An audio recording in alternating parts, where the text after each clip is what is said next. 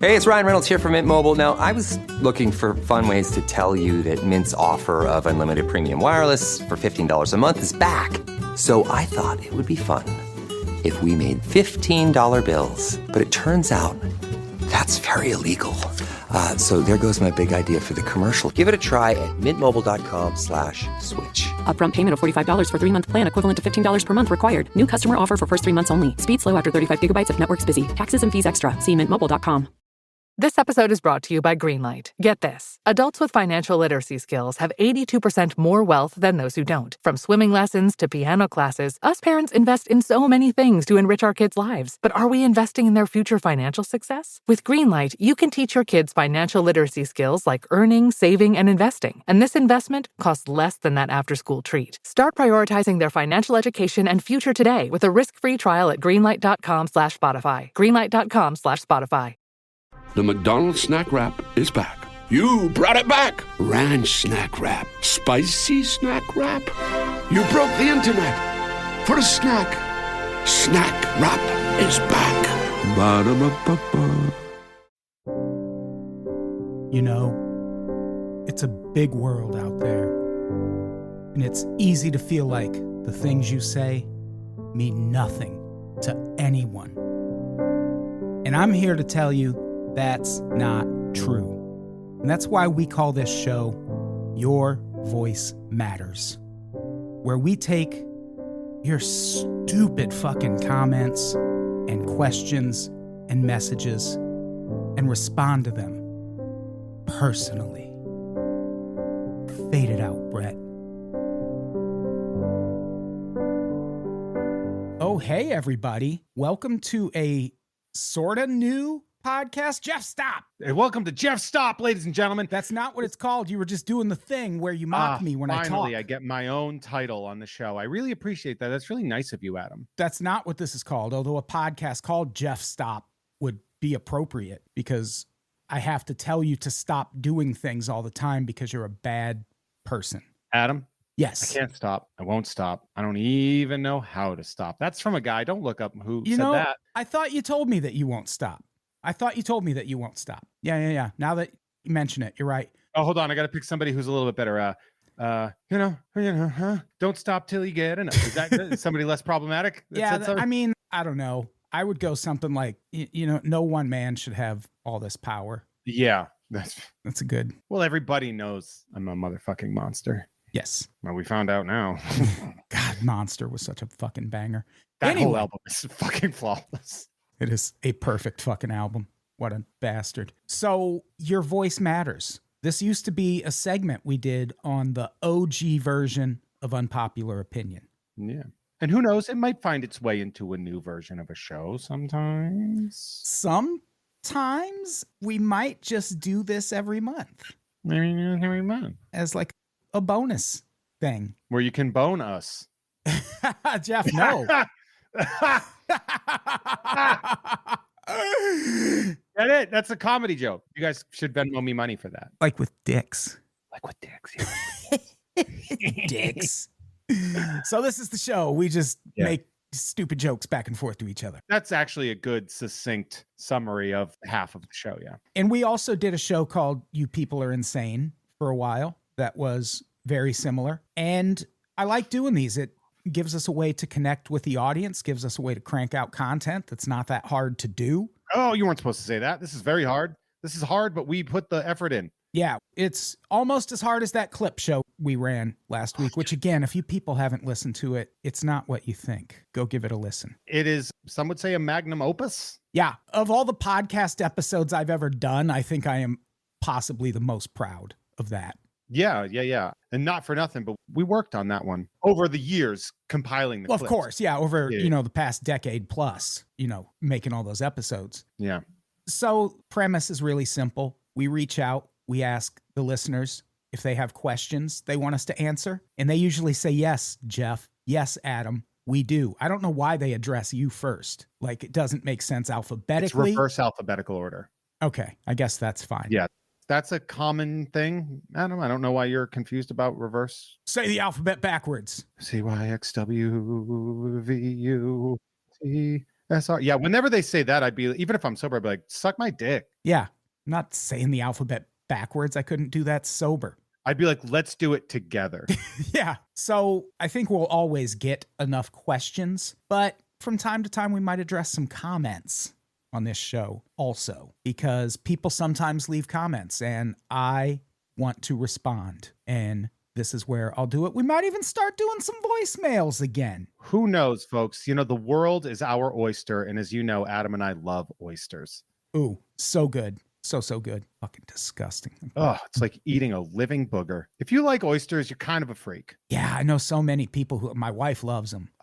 I tried one on our wedding day. Danger Van Gorder was at the dinner we had after, and I tried one of his oysters, and bias confirmed. I fucking hated it.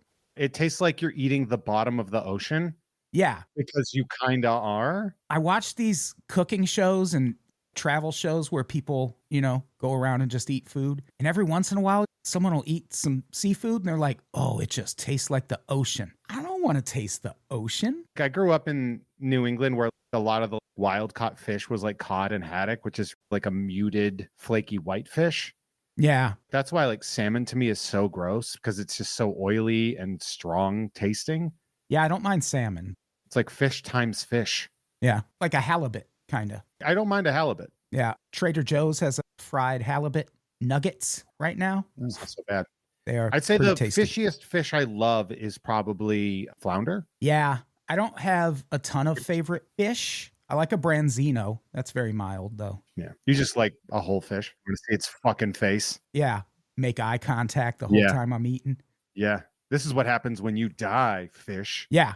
I eat you. Hey, speaking of that, should we get to our first question? I think that might be a good idea, Adam. What a segue. The segue brought to you by Segway. Segway when you need a segue. Segway. Steak48 asks, what happens when we die? I eat you. Your family fights over your possessions, in my experience, and your aunts sell the house your grandmother left to her 3 kids out from under you, so you have to move and be borderline homeless for a while. Yeah, your family falls apart. Yep. Yeah, over your shit because you weren't clear enough in your will. I will say this. I had to talk to my mom about making me the executor of her will specifically because of fairness. I was like, I will do this fairly. You know I will. I don't want to do this, but I have to do this. Yeah. I was like, I'd rather not be. And my mom is really stubborn and she's like, it's fine. It'll be okay. I'm like, look what happened to, because this happened. It happened to my mom. Yeah. When her family finally died, it was like my uncle screwed over the other 2 siblings. And I'm just like, do you want that to happen again? Because it will. That shit happens a lot. Yeah. Because unfortunately, my brother is older, but also he's not good at decisions. Yeah. And so I was like, look, you know, he's going to try to take the most. Yeah. I will cut it up. I will distribute it evenly. I swear to fake God. Yeah. I don't think I have to worry about that. Me and my sister can just, you know, thumb wrestle over who gets my mom's Roku TV and her that Amazon Fire tablet. Couple of coffee mugs. Yeah. Yeah. We're not that kind of family. We're not really the leave shit to your kids kind of family. Yeah. My family got lucky in that there's a house. And the house probably has some value to it. It's sort of like, you know, those people that trade like a paperclip for a house over like 6 months or something like that. It's kind of like that. Like we lived in this very small ranch that my parents built. When I say ranch, I mean not like a George Bush ranch, but a one floor house. Yeah. Like ranch a long style house, really. House. Yeah. And my parents built that on land that my grandfather allowed my father to build. And then eventually my mom sold that house when she got remarried to a bigger house. And the concessions was we could have a pool. And then we spent 3 years after that building a room around the pool. Oh, so that sounds cool. We're not money people, but there's an indoor pool that exists in that house. That's rad. So it's probably going to be sellable. Yeah. Yeah. Yeah. Well, hey, congrats, bud. Just got to kill my mom. Yeah. Yeah. Somebody kill my mom. I don't know if that's the answer Steak 48 was going for, but that's the answer they got. Exactly the answer Steak 48 was going for. You know what the answer is? People will miss you, and a lot of people will be cunts about it. Yes. Yeah. Some people will be sad, depending on what kind of person you were. Yeah. Ideally, you want people to be sad when you die. That's the key. Carolyn O. Got any bridges you would like to burn? Or a bridge that you wish you hadn't burned? I think Adam will attest to the fact that when you work in this world, if you're too rigid about burning bridges, you're not helping yourself out. Yeah. In the professional realm. Because there are people that we roll our eyes about and we just tolerate and deal with. Yeah. I think that's fair. And you're just like, I could say you're a fucking asshole and I don't want to deal with you, but you don't know what's down the line. And you don't know if that person can be different. Yeah. But on a personal level, there are a few. Yeah. I don't know if I so much have bridges I wish I hadn't burned. I've definitely burned some that I do not regret whatsoever. I did have a decent relationship with a comedy manager who was Pete Davidson's manager. One of his associates was Chris Rock's fucking manager. And they were going to open a West Coast office and they wanted me to be the first comedian signed. And that was very exciting. But I was also working on writing a TV show for a comedian of his. And I was going to be in New York for 2 weeks. So I stayed up basically overnight writing a second episode to show this guy when I got to town. And I did all that, worked my ass off, worked 2 jobs while I was there. And then right at the end of the trip, this motherfucker asked me if I could go out to Brooklyn to see a studio space he had built. This is the manager, not the comedian.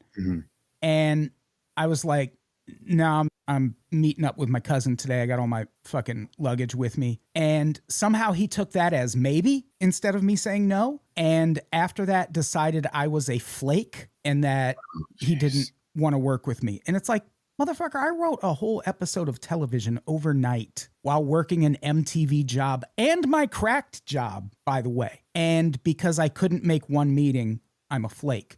So on the one hand, I don't regret not working with that dude because he's clearly a fucking cunt, but it certainly would have afforded me some opportunities for sure. Yeah, there are bridges that I've burned. I've actually had this conversation not terribly long ago, like the loyalty thing. If somebody fucks my friend over badly, I tend to be a little bit wary of not interacting with those people and not trying to go there. And not every single time, right? Because obviously, like, Adam, my problems aren't your problems, right? You interact with people differently, and that's all well and good. But sometimes people fuck people really bad, and you're like, I'm not doing anything with them. Yeah.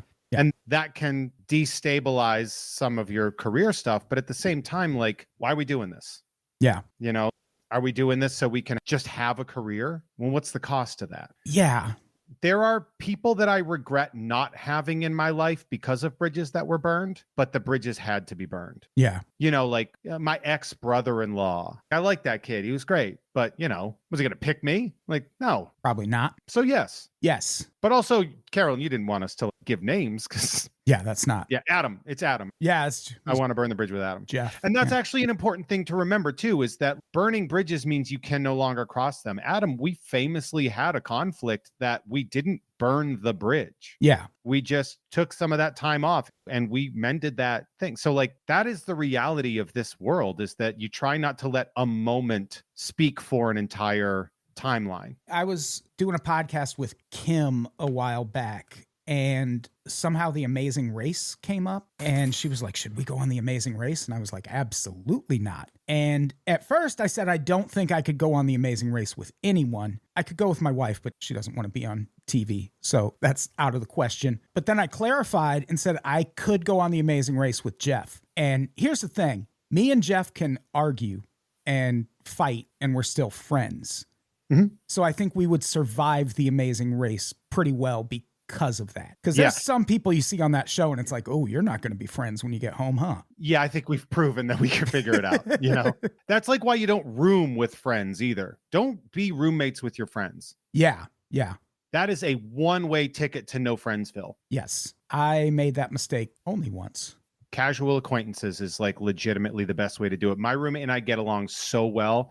We didn't even know each other until I met to look at the apartment. And if it fails, well, we don't really do a lot social together. So when I have to leave, it's not like any abandonment where you're like, oh, I lost my best friend. It's like, it's a roommate and we moved on and we're awesome together. And who knows, right? Yeah. One of my best roommates I ever had was when I was younger. I had first moved to Wisconsin and I was still staying with my mom. And I met this girl at Walmart. She was a cashier. And I was like, yeah, I just moved to town. I'm looking for a place. And she was like, oh shit, I'm looking for a place too. Should we just look for a place together? And I shit you not, I had met her like within 5 minutes. And I was like, yeah, I guess I don't know anyone else here. Why not? Yeah, sure. Worked out mostly great. Yeah. And it's one of those things where it's like my best friend and I went to the same college together. My high school best friend, we went to college together. And we were like, we cannot live together. We don't want that. Yeah. Because then you get the idiosyncrasies that annoy you, the little stupid things that chip away at your sanity over time. And then you snap on them. You know, I don't want that. The last roommate I had was comedian Josh Denny. And that went fine because I just was gone all the time or I stayed in my room. So really ideal. All right. Flower Nymph. Sorry if this has been asked before. What is your dream musician/band collaboration? After a couple of weeks ago, John Fogerty and his family. Yeah. John Fogerty's got some talented kids. That was such a fun show. Killer show. Yeah. I know we've answered this. I think we've answered this maybe 3 or 4 times, Flower Nymph, and I think it always changes. Yeah. Right. Yeah. But I would say there's so much great stuff out there now that piecing them together, like, I don't know, the Traveling Wilburys kind of nailed it. Yeah. Traveling Wilburys were great. There've been a lot of great super groups. I tell you what I would like to see, and we brought this up on an episode of You Don't Even Like This Band. I would take another Judgment Night soundtrack. I don't need another movie. Or a Spawn soundtrack. Yeah. Yeah. Yeah. I would be all for that. Yeah. But yeah, I mean, there's all sorts of pairings of musicians. Yeah. I would like to see the Korn Family Values tour. Yes. Yeah. 1998 Korn Family Values tour. Yeah. I mean, I would actually. I would very much like to see I do that. kind of want to see Korn in concert. In concert? No, concert. It's concert, Jeff. Oh, that's how they pronounce it where I'm from. Oh. I've said it many times. I went into that Korn podcast like, man, fuck Korn. They suck. I think Korn is one of the better 90s bands. Top 5, probably. What I love about the You Don't Even Like oeuvre is that you oftentimes, because it's such an interesting deep dive in things that people don't normally consider, the depth with which we're doing like a comedy podcast, that you're like, man, Tony Stewart's interesting. Yeah. Racing is interesting. I don't want to watch it, but it's interesting. Yeah. John Daly. Fascinating. Yeah, fascinating psychopath. And golf, tell me when it's the last 10 minutes. Yeah. I will watch And then golf. I'll also ignore that, but I'll get ready for what's on next. I mean, if it's close and there's like a potential for a playoff or something, I'll watch that. But sure. Yeah. All right. Full Metal Corgi. If you could remove one negative stereotype from a group of people and give it to another group, what would it be and to who? Same for a positive one. Okay, I've got one. Asians can't drive. Put it all on just women. Just kidding.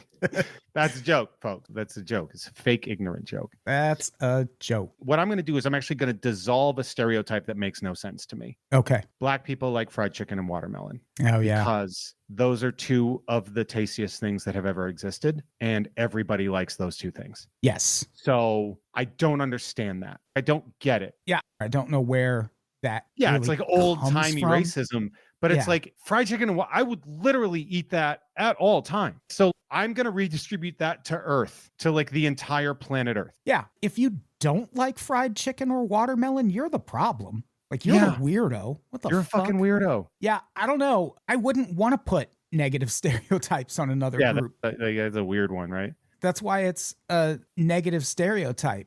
I mean, if it started going around that white dudes had huge hogs, I guess I wouldn't hate. Oh, so you're going for the positive Yeah, I would one. take the positive one. That one. I'm going to get the old huge hog town.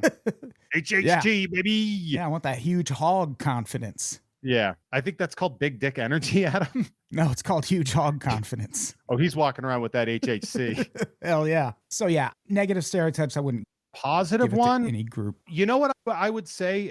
I would add to that. I don't think the Hispanic or Latinx community gets enough credit for how good they are at STEM. Oh shit. I don't think I know anything about this. I see so many stories that are just like, this Mexican kid in Texas just created a new way to dissolve garbage and produce water with it. And it's just Jesus. like, well, why are we not talking about that more? Yeah. You know, like you see that, and it tends to be like young Mexican women in STEM are doing like crazy. And let me rephrase, because I don't know if they're all Mexican, but like young Hispanic or Latinx kids are fucking killing it in STEM, and that they never get that stereotype. And I think they've earned it countless times. Yeah, that's a good one. I wasn't familiar with that. But yeah, and I wonder why they're not getting the attention in Trump's America. Go figure. We talk about it all the time, too. You see it going across the Schrodinger's immigrant, right? Yeah. Work so hard, they're stealing your job, and yet they're lazy and sucking everything from the nation. Insane to me. Fucking insane. Fucking insane. Agreed. Bix Phalanges says, so what's the collector's value on my You Don't Even Like This shirt now that Y-Delts is an earmark in history? Here's the thing. I don't think people should see it as the You Don't Even Like This Show podcast going away. Yeah, the network's still going to be that. It's not just that, but it's more that I'm just breaking You Don't Even Like This Show up into more shows. Yeah. Because In Your Area is just the local news roundup episodes that we did on You Don't Even Like This Show. If anything, keep the shirt, because think of this change as more, it's not You Don't Even Like This Show anymore. It's You Don't Even Like These Shows, which if you subscribe on Patreon or Supercast, it's called You Don't Even Like These Shows. Yeah. So it's more that. I felt like You Don't Even Like This Show was just 3 or 4 different podcasts in one, including what we're doing right now was episodes of it. So we're just kind of organizing it a little more. So it's not really going away. You don't even like this band. You don't even like sports. Like they're all the same. Yeah. And the Monday show, if people have never listened to it, it is essentially what Unpopular Opinion was at first. Like when we first started doing it. Yeah, that's why we started. Yeah. And so it's just kind of going back to the beginning in a lot of ways and doing what we were doing 10 years ago. Roots, baby, roots. So yeah, relax. It's not really going away. With a major selection of the looks your kiddos love, starting at just $4 in the Walmart app, a new school year means a stylish new them. Who knew? Find skater skirts and Crocs that say, I'm casual but cool. Sparkly sneakers that say, it's my classroom, you're just learning in it. And preppy polos that say, I'm the teacher's pet, even if they're mommy's menace at home. Find their favorite styles starting at just $4 in the app. The Walmart you thought you knew is now new. Does it ever feel like you're a marketing professional just speaking into the void? Well, with LinkedIn ads, you can know you're reaching the right decision makers. You can even target buyers by job title, industry, company, seniority, skills. Wait, did I say job title yet? Get started today and see how you can avoid the void and reach the right buyers with LinkedIn ads. We'll even give you a $100 credit on your next campaign. Get started at linkedin.com/results. Terms and conditions apply. This episode is brought to you by Nespresso Virtuo Coffee Machines. Ready to enjoy the bold flavors of barista-quality Nespresso iced coffee at home? Simply fill a glass with ice and press the brew button on your Virtuo Pop machine to enjoy rich double espressos roasted to stand up even when chilled. Refreshingly bold iced coffee. Refreshingly easy to make at home. Visit Nespresso.com to shop now. My cat Freddie loves to be brushed and cuddled. But stirring up his cat allergens meant sneezing and itchy eyes. Then I found Purina One Live Clear. It's cat food that reduced the major allergen and my suffering in as little as 21 days. Now, we feel closer than ever. If you have issues with cat allergens, you really need to try Purina One Live Clear. Try new Purina One Live Clear today. Purina One, a difference from day one. Are your business expenses playing hide and seek? With Uber for Business, the small spends that slip through the cracks, like rides and meals, go right where you need them. Because it integrates with leading expense platforms, you can say goodbye to surprise costs, missing dollars, or chasing receipts. Everything's track downable. Uber for Business. Make small steps that make a big impact. Learn more at uber.com/small steps. Niccolo Blight. Ugh. Our dog has cancer and won't be with us much longer. What's the proper amount of time before getting another dog? Our daughter is 14 and has always had a dog, but I don't want another one. First off, very sorry to hear that. Yeah, that is we're sorry about that. You huge bummer. Should have an honest discussion with your daughter about that timeline and about your wants and needs about the dog. Do you not want another dog because their effort and their work? Or do you not want another one because you don't want to have to deal with the loss? Yeah. These are all things that you need to discuss with your daughter. Is 14, and we all know this, but 14-year-olds are way more mature than we give them credit for, especially in this stupid world. Yeah. So just talk to her about it and be honest with it. You know, be like, is this a thing that you want because you always want that? We know you're not trying to replace it. I could tell you I'm not necessarily looking for another dog. We can't give you that answer. Yeah, I would say talk to your daughter, and if she wants another dog, get another dog. Yeah. I mean, unless it's a thing where you like can't afford another dog or something like that, then that's different. But if it's just you feel like it's going to give you the blues, I think you'll be surprised getting another pet in the house actually will kind of cheer you up. And when your daughter, maybe if she goes off to college or something like that, or when she moves out, because that dog will still be 4, 5, 6 years old around that time, like maybe that'll be something important for you with that bonding experience. But again, we can't control that. The Dan. If you could perform anywhere in a format of your choosing, what place/location/venue and what format, assuming you're getting paid a heap of money regardless? Well, me and Jeff did do... Yeah, I think we would go back to SoFi. Yeah, we would repeat the SoFi Stadium show, which was amazing. Again, listen to the clip show. We include a clip from the SoFi show, which was a lot of fun. A lot of really slightly tragic, but not for us. It made the papers. Yeah, it was a triumph for us. We made a lot of money is what happened. Yeah. And we put that fine print in when you bought the ticket that, we don't promise you're going to live through this. So, but beyond that, I don't know. I'd fucking love to do Red Rocks. Yeah, we did a podcast live at Red Rocks from backstage, which was cool. Yeah, it was very cool, but wasn't in front of an audience at Red Rocks. That would be pretty dope. Yeah. What would it be? Would you want to do like a list cast? I think I'd want to do stand up. Just a stand up. Okay. Yeah, probably. Yeah. Joe Man 20XX. If you were in a slasher movie, how would your character die? Assuming that you do get got by the killer. The final girl finally takes me out. Oh, I was going to say I'd be the slasher, so I don't die. That's my thing. Yeah. Oh, okay. Yeah. Like the final girl would take me out because she's the final girl.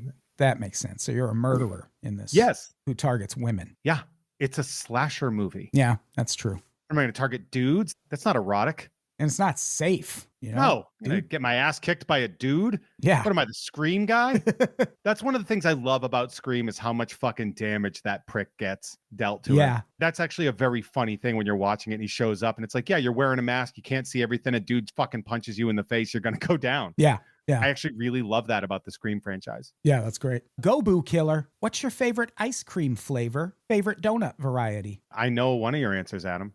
Yeah. You love that orange cake donut. Love a fucking orange cake donut. Very hard to find. To find. But when you find it, especially if they grate the orange peel into the frosting. Get a little zest. I've only seen that once, and it was at a gas station in Arizona that we stopped at on the way to Albuquerque when we did our first tour. Favorite ice cream flavor used to be mint chocolate chip, but now I would probably, I don't know. I tend to go towards stuff that has like something chewy in it. Like Haagen-Dazs makes a caramel cone ice cream that just has pieces of waffle cone in it and caramel. I fuck with that. I would say like from ice cream, I love me peppermint stick. Oh, yeah. The pink one with the little bits of candy cane in there. That with a little hot fudge on it is insane. So that's my favorite ice cream flavor. Favorite donut variety? Man, RIP to the French toast donut from Rebel Donuts. Oh, yeah. That was a donut without flaw. Have you had the Trader Joe's peppermint ice cream that comes out every Christmas? No. You should try it. It's probably pretty fucking good. Yeah, it's got those peppermint JoJo's in it. Ah, yeah, fuck. Okay. All right. I'll do it. Get it this holiday season. I get myself 1 pint every holiday and I eat it all. Unlike the eggnog I buy every holiday where I drink 1 glass and then third of it and then you're done, right? Yeah. Wait for it to go bad in my refrigerator. Yeah. Curdling time. Yeah. Bob Grenville, what is one hobby you wish that you had time to get into? I feel like we answered this very recently because I said chess. Yeah. Music. And I think you said music. Yeah. Yeah. Mike Scorpio, if you managed to see the new Superman movie, thoughts? If not, same question, but for sinners. Jeff, what'd you think of the new Superman movie? I have not seen it. Solid B+.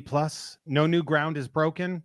perfectly fun, interestingly shot, terribly predictable. Yeah. I liked Sinners more as a movie, but I will say I think the new Superman movie is the best Superman movie. Wow. Yeah. Yeah. A B plus isn't bad. I think everybody expects me to be like, it's the greatest thing I've ever seen. It's not. It's at one point in time, because I saw it with my buddy Lisa, and I leaned in and I'm like, hey, I'm going to go pee while they do this thing that I know they're about to do. And then I got up and then I sat back down. I was like, they did that thing, right? And she's like, yeah. Meanwhile, when Jeff and I saw Sinners, the moment I chose to get up and piss, I leave and come back, and Jeff goes, someone just came in the bar and turned everyone into vampires. I was like, oh, that's not, I'm glad I missed that. That doesn't seem important. Yeah, you missed a pretty poignant moment of the film. Yeah. Imagine if I went by myself and just missed that scene and no one filled me in as to what. I'd be like, what the, how did this shit happen?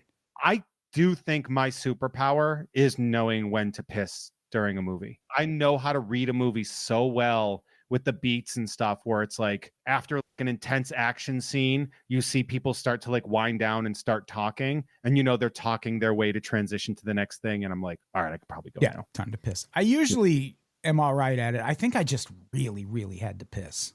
Yeah. It wasn't negotiable. Piss? Gotta piss? I did at that point. El Celdo. So you have a favorite minor league team name, even if you don't like sports? I'm partial to the Savannah Ghost Pirates and Carolina Disco Turkeys. Before we answer this, I would just like to point out that El Celdo, not to be that guy, but you spelled favorite wrong. He put a U in it. His ass is Canadian as hell. Yeah, right? Weird. So weird. Yeah. I mail cards to him every month. Very nice. Yeah. I don't know if I have a favorite minor league team name. I don't know if they're still in existence, but it would have been the Kansas City T-Bones. Oh, they are still around. Hell yeah. Oh, wait. I think they've changed their name to the Kansas City Monarchs, which that's respectful. I think that was the name of the Negro League team. No Kings, Adam. But they used to be called the T-Bones. And a friend of mine, her dad lived in Kansas City. And I had him get me a Kansas City T-Bones t-shirt. And I wore the shit out of it. Their logo was just a fucking steak wielding a bat, baby. Oh, yeah. That's good shit. The Worcester Red Sox. No, I actually, you know what I really loved was Portland was the AA affiliate of the Red Sox, and they were the Portland Sea Dogs, and they were a very cute seal with a baseball bat. Oh, I liked that. Good little puppy. Yeah, that's cute. When I was going to minor league games, I always liked a team name I had to ask about. And Madison, Wisconsin, they had an Oakland A's affiliate, I believe Canseco played there for a little bit, called the Madison Muskies. I was like, what the fuck is a muskie? And I finally found out one night. It's a fish, right? Yeah, it's a fish. I had no idea. And then the Madison Muskies played the Peoria Chiefs one night, and the Chiefs, as a promotion, did like a fried muskie sandwich. Oh. And fun. I was like, it is not a fish. It is a delicious fish. Yeah. It was really tasty. Malaclips 2. As an 80s kid, aside from your G.I. Joe collection, were there any other toy lines you were into? Anything you wish you could collect today? Is that for me? I'm assuming that's directed to you. My answers are pretty public, so. Yeah, I had the most G.I. Joe stuff, but I collected He-Man stuff. I collected Star Wars stuff. My dad died really young. So now that I'm thinking about it, when I'm like, man, my dad would get up before school and just fucking dominate Frogger on Atari every morning. I would tell people that thinking like, what kind of old man's doing that? My dad was probably like 30 when he was doing that shit. He was young as fuck. Like he died before he was 50. Yeah. So, I had young parents too. So yeah. I remember my dad and my aunt playing Dr. Mario against each other. And the kids all thought it was cool as hell. Because we're like, what are these old ancient monsters doing playing our video games? Meanwhile, yeah, my dad was 29 and my aunt was 32 and I was 8. Yeah. Yeah. So my dad would also help me with collecting stuff. If I was trying to complete a football card set, he would go to Doug Stroh's Clubhouse Collectibles. Classic. We know him. Yeah. And I remember one time he brought me home a Lester Hayes 1984 Topps football card that I needed to complete my set. He would go to the department stores when there was new G.I. Joe stuff, new He-Man stuff. While I was at school, he would just go get it and it would be there when I got home. My dad fucking ruled. Man, he had a good job too, right? a job where it was like, fucking get you the toys. Yeah, I don't know how that worked. He must have gotten off early or something. I don't know. Yeah. I don't know what the fuck he was doing. Secret assassin. Yeah. We were not, we were alive. We survived, growing up, but we didn't have a ton of money. So like birthdays and Christmases were like, that was when this shit was happening. But my parents did a good job on those birthdays and those Christmases. So I was all over the place. I loved He-Man. I loved G.I. Joe. I wasn't a big Transformers guy. I did a little bit of Star Wars in the 80s, but it was much heavier in the 90s. Yeah. That I was doing it when I really started exploring Star Wars and going down the rabbit hole. Yeah. Video games. I was all over the place. Again, my stuff is just all over the place. Yeah. I'm with you on Transformers. Those were always too expensive. They were expensive. And I've talked about this. I think I talked about this on Nerd a lot, but I tended to move towards the more organic style toys, like Ninja Turtle, stuff that wasn't like, my brother was more into the tech stuff, constructs, robotics, Legos, Transformers, things that were more angular. Anything I wish I could collect today. I don't know, like maybe one of one Shohei Ohtani auto cards. That would be a good collection to have. Yeah. Yeah. Maybe Steph Curry rookie cards, stuff like that. LeBron gold rookie. Tom Brady rookies, things like that. Dancery. Oh, is that a Mary J. Blige reference? Who do you think was the linchpin of modern music? I mean, who is it that influenced the person who influenced the person who influenced the modern sound? Like one person? Yeah, I think the modern sound, that's a weird way to put it. Yeah, because there are lots of sounds. Chuck Berry? Oh, Michael J. Fox. Yeah, of course. Yeah, Michael J. Fox invented rock and roll. We all know that. I mean, there's probably a bunch in terms of like rock stuff. I think you probably got to give a lot of the credit to like blues musicians. Like Leadbelly or some shit. Leadbelly, Sunhouse, Muddy Waters, like so much of rock emanates from that, especially like Muddy Waters and people like who, when they were playing like electric blues, so much of that is just what Led Zeppelin was doing. Who was it that influenced Elvis? It was me, and you're welcome for that. Because there's so much to it that to the people that are like such key ingredients to modern music. So there are multiple linchpins of modern music. I honestly think the music face would be very different if Chris Christopherson never existed. I think the face of modern music would be incredibly different. But also, same thing about Daft Punk. Really? Daft Punk? I do. Daft Punk obviously didn't create electronic music. I think they put themselves in a position for it to be mainstreamed into other forms of music. And I think when you look at where modern music is now, and it is a synthesis of a lot of electronic sounds with, whatever style it's being mixed up with, I do feel that that's way more significant than people give it credit for. Yeah. The Elvis influence I was looking for was Big Mama Thornton, who is the one who wrote Hound Dog. But I also think like Elvis gets shit for borrowing very heavily from black musicians, which I think is both fair and unfair, because Elvis was also that bridge that made white America be like, oh, okay, I guess this music is acceptable. Yeah. I think as a performer, Elvis, I would say when it comes to like R&B type stuff, James Brown as a performer. James Brown is a big one because he is so instrumental in early rap music too. There was a point where, especially like late 80s to the end of the 80s, people were just sampling James Brown songs. Like 8 out of 10 rap songs were a James Brown sample. And then if you look at someone like Prince, he is clearly modeling himself after James Brown. I would like to let you know, Adam, that when I walked into my gym this morning, my boxing gym, the song that was playing was Children's Story by Slick Rick, and I thought of you. Fuck yeah. That is one of my top 5 rap albums of all time. The Great Adventures of Slick Rick. Love it so much. Remember you bought that one with the book. Yeah. I would also, people won't want to hear it, but the Beatles, people are still ripping the Beatles off all these fucking years later. Pretend that they don't have influence would be insane. But there was a poll about like 10, 15 years ago in the UK where they asked people who was the most influential British musician or band of all time. And the answer was the Smiths, which I buy that too. I mean, Morrissey's a huge piece of shit, but you also did they start something? Because the Beatles didn't start anything. They just exemplified something really well. I don't know. The Beatles' early stuff is very derivative, but when you start getting into the more The late psychedelic 60s, stuff, yeah. I feel like they were kind of on the forefront Getting weird, yeah. of that. But yeah, the early stuff, they're just like ripping off black musicians left and right. All right, that was a good question. Little View, if you could erase one event from your past, which one would you erase and why? My dad dying when I was 17, I guess. That time I robbed a bank. I feel I got away with it, but I feel terrible, Jeff. Killed a guy. There's one relationship that I would like to erase. Oh yeah, I've got relationships. There's one relationship that, there's an important 5 years of my life that I unfortunately poured into a very not good person. And I'm still dealing with those ramifications years later. So I would say that one. Sounds more like a relationship, if I'm being honest. Whoa. Hey, Yeah.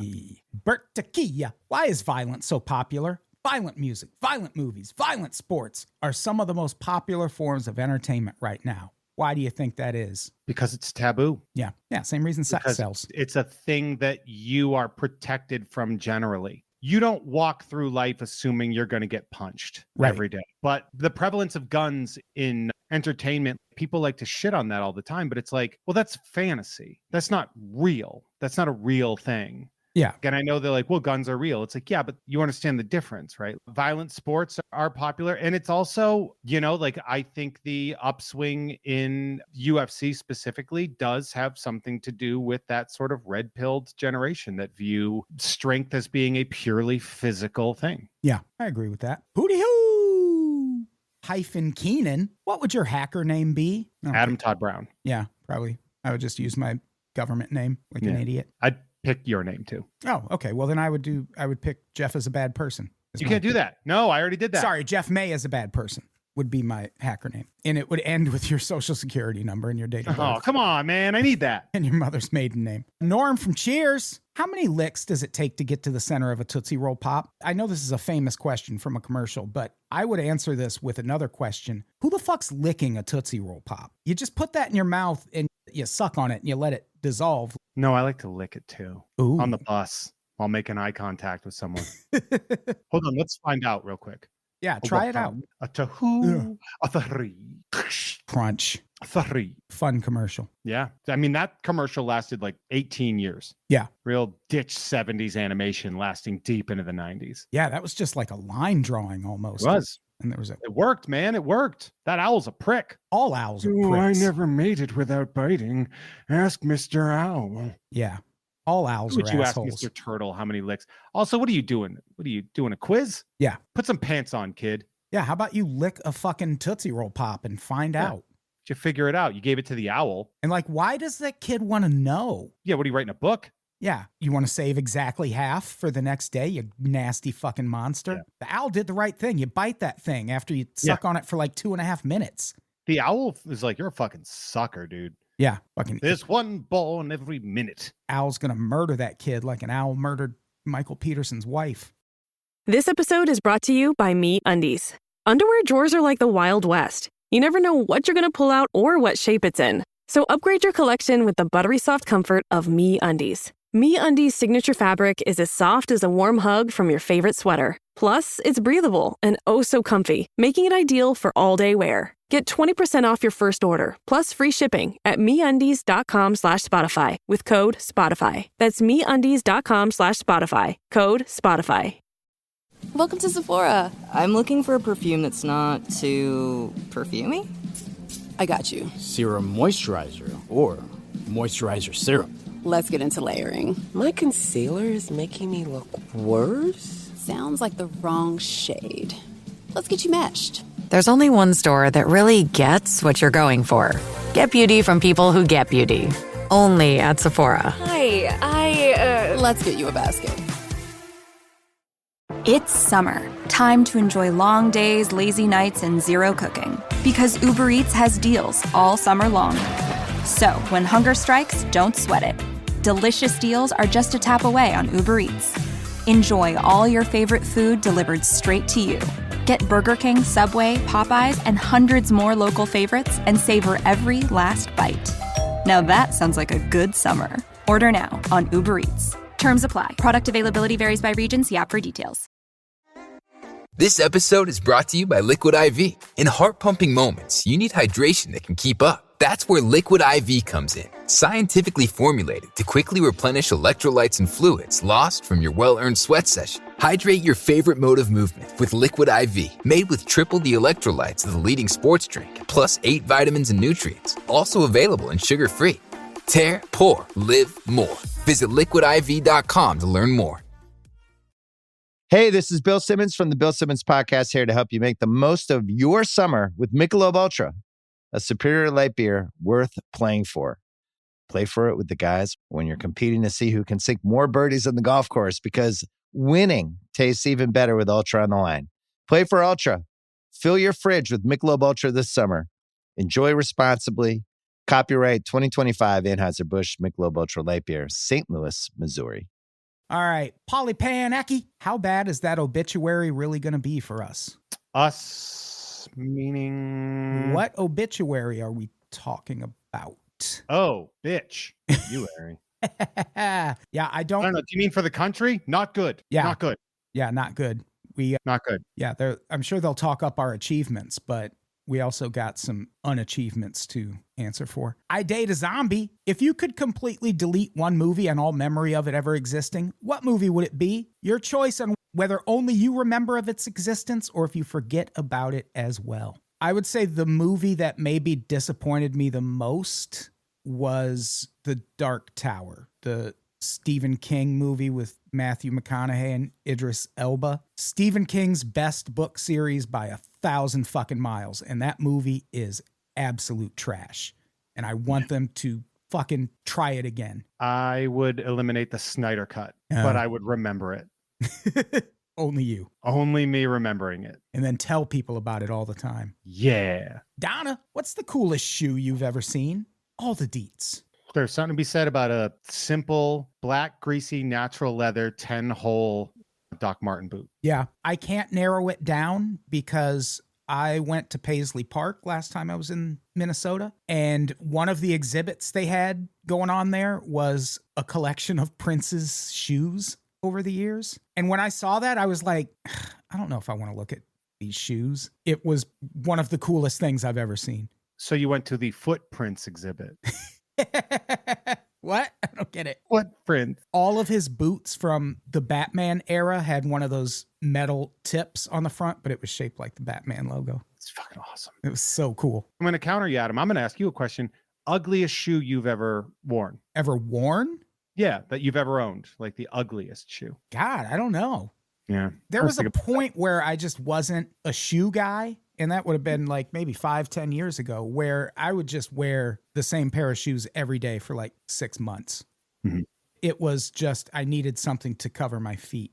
I don't care what it looks like. I'm a little more evolved now, but yeah, I don't know if I've had like an especially. I had this pair of Nike hiking boots when I was a kid that looked crazy as shit. Yeah. You know what? I had a Nike hiking boot at one point, like the ACG or something like that at the end. Yeah. I had those Nike Air Chodes that I got from when I worked at the X Games. Oh, yeah. Historically ugly shoe. Yeah.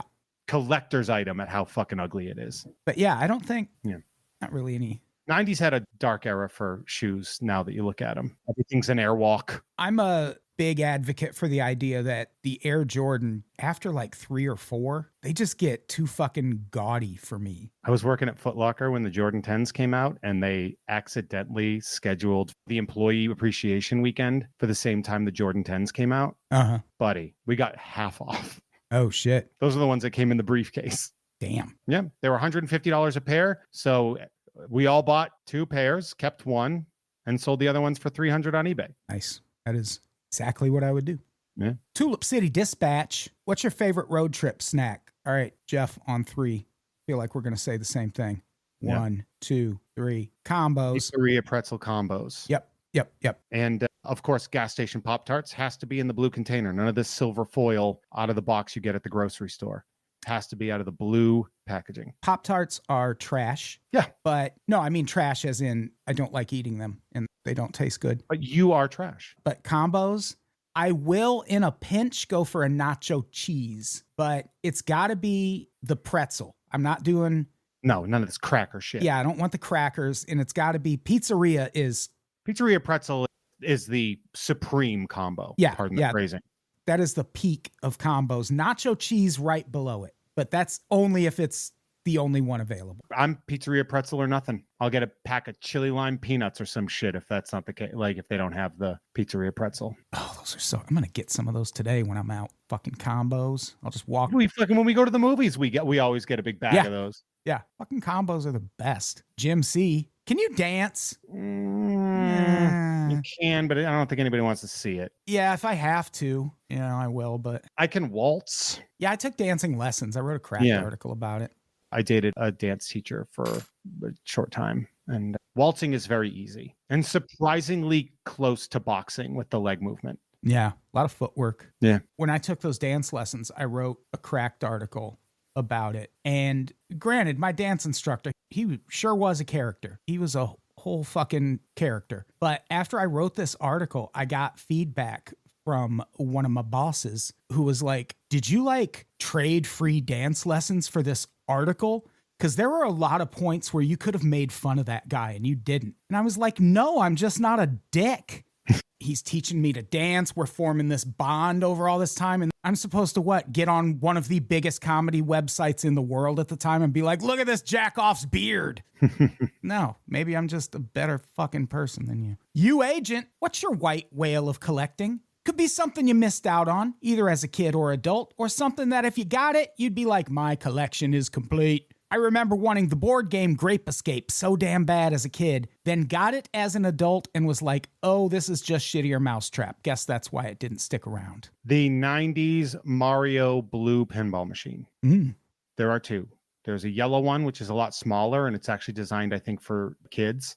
Fully functioning pinball table, but small. I don't want it. And there's a blue one. I think it's called Super Mario Kingdom, and that's my white whale. I'm going to mention a couple that are fucking attainable. I feel like I will get them someday. They're not anything super valuable, both sports card related, but there is a 2012 Olympics card set that Topps put out, and there is a Candace Parker insert. It's a patch insert, and they have the base and then gold, silver, and bronze. And I have the base, the gold, and the bronze. And I have fucking email alerts set up for that card and have not seen the silver one yet. Also, I collect this sport called Valiant Ladies of Sport. It's a 6-card set, so it's very easy to collect. I have the base set, I have the of 99, the of 75, the of 50. So now I need the of 25 and up. And those are hard to find. Yeah. Really fucking hard to find. And Manon Riome, who is a female goalie, her cards sell for crazy money. And she's one of the of 25s I need. Yeah. I will also add from a card perspective, the 2023 Topps Finest Fiona Shaw as Marva Andor autograph 1/1 Superfractor. You got $7,500 to spend? It won't be that much.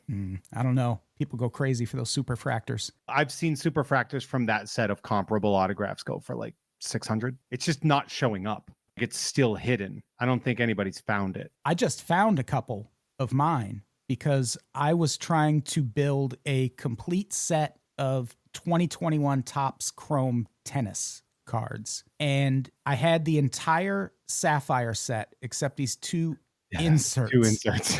And they were just random ass cards. Margaret Court and Julie Heldman. And I finally found the Julie Heldman and had to pay $60 fucking for it. And it is a nothing card. Like, it's worth nothing, but it's just so insanely hard to find. And it was ComC selling it, and they knew what they were doing. They knew how hard this card is to find. And then when I found the Margaret Court card, I got it for like $2. It's reality. Yeah. And if I ever find another one, I'm going to buy it for $2 and list it for $500. Yeah. Sorry the Grape Escape wasn't good for you. I could have told you that. Hooty hoo, Keenan again. What book, comic, event, person, or idea in general would you like to see made into a feature film? Ooh, there are a few. A dream movie. I would love to see a series on Y the Last Man that didn't get canceled ahead of time because it was hidden on FX on Hulu, and therefore it bombed. And they were like, oh, people don't want to see it. Oh, yeah. I think Why the Last Man is one of the greatest comics of the 21st century. And they got an adaptation that wasn't particularly bad, but it just was so hidden. It was buried. Yeah. It failed. I don't know. I feel like a more historically accurate Jonestown movie would be interesting. That is one of the most misunderstood tragedies of all fucking time. Over under on Michael Shannon playing him. Oh, 100%. Yeah.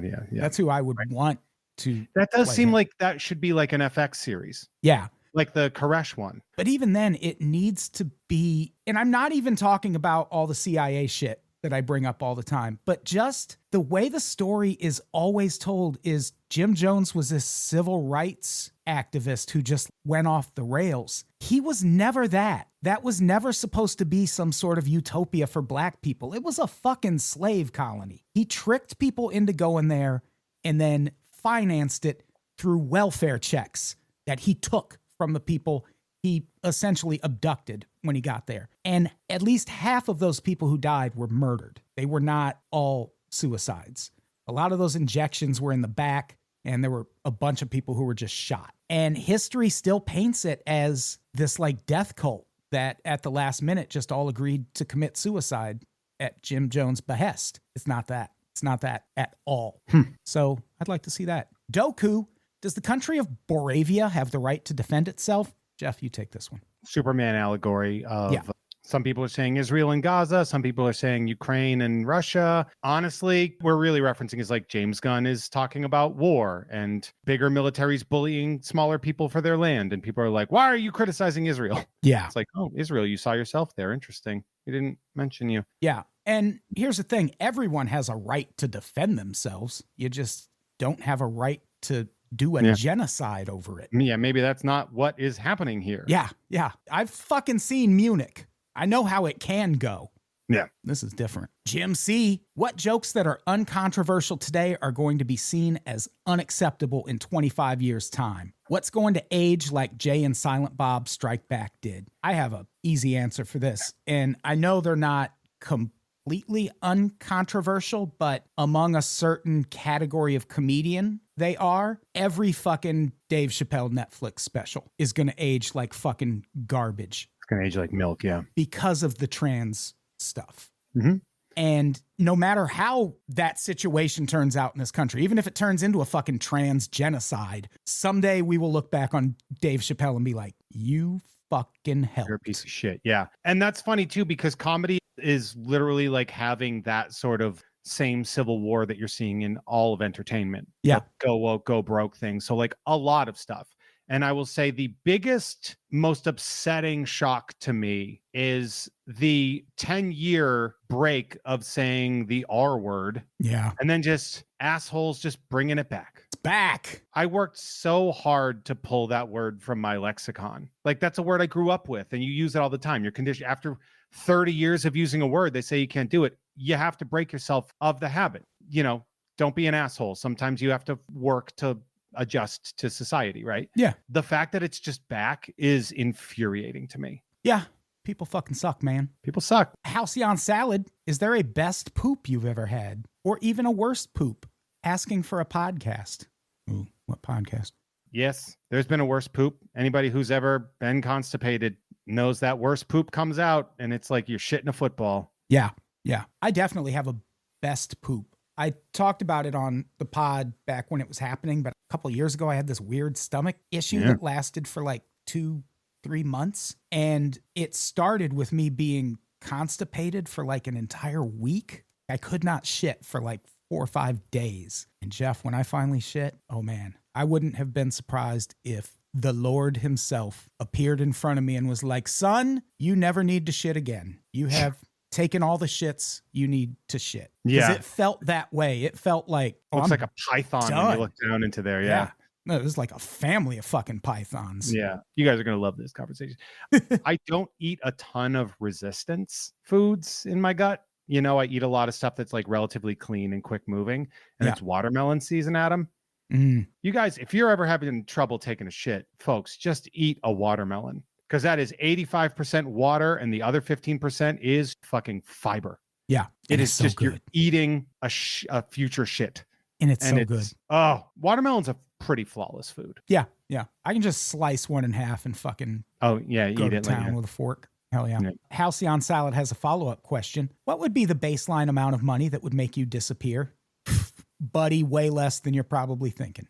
It would be hard for me. I'm too talkative. I'm too social. Yeah, I guess what do you mean by disappear? Yeah. Do you mean get me to stop working and just be a rich guy the rest of my life? I feel like I'd figure it out with a couple million. I feel like my comfort zone would be like 10 million. Yeah. That's enough that I can live without worrying, do what I want to do. I'd still do this podcast. It would just get so much crazier. Then you wouldn't be disappearing. I would just do one. No, just one podcast, Jeff. No, you can't do that. Come on, you got it. I think it's like I think this is like to pull you off the grid. Come on, baby. I need it. Jeff, I need it. No, you can't have it, baby.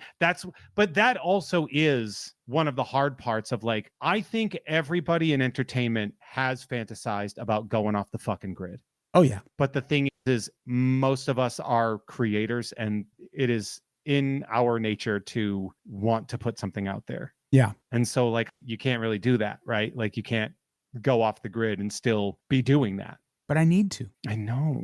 Bill in OC. Most All-Star games are based on conferences, although NHL and other sports have messed with nationality. What other formats or ways of selecting teams are we missing? One Instagram account proposed WNBA could make gay versus straight. Well, that's fucking gross. And dumb. Race. Yeah, race I think is obviously race, yeah. Obvious one. And just black and white. We don't... Yeah, but let's not get weird. Yeah, come on. We can't include America. Everybody. You know? Like what? Over 30, under 30? Yeah. You couldn't replace the NBA All-Star game itself with this, but there's a women's basketball league, a 3-on-3 league called Unrivaled that just launched last year. And one of the things they did in the middle of the season that I would like to see the NBA incorporate in some way, because it was fucking fascinating. They did a one-on-one tournament, and it wasn't like, oh, well, you're 6'4" and she's 5'8", so you two obviously can't play one-on-one. No, it was just whoever won. It's like a tournament move. Yeah. Yeah. Like a round robin tournament. So you would get a girl who was like 5'8" playing someone who was like 6'6". And the girl who ended up winning, Aaliyah Edwards, she's not huge. Like, no. She just had to figure that shit out when she was playing Michael Jordan's someone not the tallest basketball player. Yeah. So I would love to see the NBA do a one-on-one tournament during All-Star Weekend. Also, I just heard this. But only white guys. Yes, yes. Also, I heard this morning, the WNBA, and I think I heard this right, but for the All-Star game that's happening this weekend or past weekend when you're listening to this, they're going to allow the teams to substitute like they do in hockey, where there's no... Just tagging in and out. Yeah, just fucking run in and out, which I think that's meant to speed it up, yeah. That's game. Fun. But also, if any sport doesn't really need to be sped up, it's women's basketball. It's one of my favorite things about it. 40-minute game total. Yeah. It's great. Yeah. And, oh shit, that was our last question. I was having so much fun. We had fun. Hey, Jeff, thanks for doing the episode, except for Jeff. Oh. We will be doing these every month, so be on the lookout for that. There'll be bonus episodes that you get when you subscribe on the Patreon or Bone Us. Wait, no, don't. Not you. You're married. Yeah. And also, I don't want to be boned. Oh, grow up. Not that there's anything wrong with it. Hey, I've got a new joke that's going to be unacceptable in 25 years, Adam, and it's that one right there. So yeah, sign up for bonus episodes, patreon.com/unpops, youdon'tpod.supercast.com. And we're going to have a new website here soon where you can go check out all the shows and things of the like. So Bolo, Jeff, what do you got to plug? Nothing at all. I don't do anything. Oh, except all the shows I do. Patreon.com/Jeff May will get you early access to uncensored episodes of shows like Jeff Has Cool Friends, as well as early access to Nerd with Dre. We did Speedy Gonzalez. It's a great episode, a super good deep dive. You should check that one out. Neat. And on top of that, all the other wonderful and beautiful things that we do over on that network. I'm like blanking out right now, by the way. Stop it. I don't know why. The Monthly Flow with Andrea Gazzetta. Gamefully Unemployed with Tom Ryman. I do Tom and Jeff Watch Batman. If you want to see me live, Mint on Card is the second Friday of every month at Blast from the Past in beautiful Magnolia in Burbank, California, except August. It's the 15th. That's the third Friday of the month. And you can also see me open cards on the Jeff Has Cool Cards YouTube page for I Must Break You and all the other stuff. So don't do it. Yeah. I said don't do it. Yeah, but do it. And you said yeah. So don't do any of the things Jeff just said. Do it. And I think that's it. Let's get the fuck out of here. Jeff, would you say goodbye? You get the whole bunch of questions rookie card, everybody. Goodbye, everybody. We love you.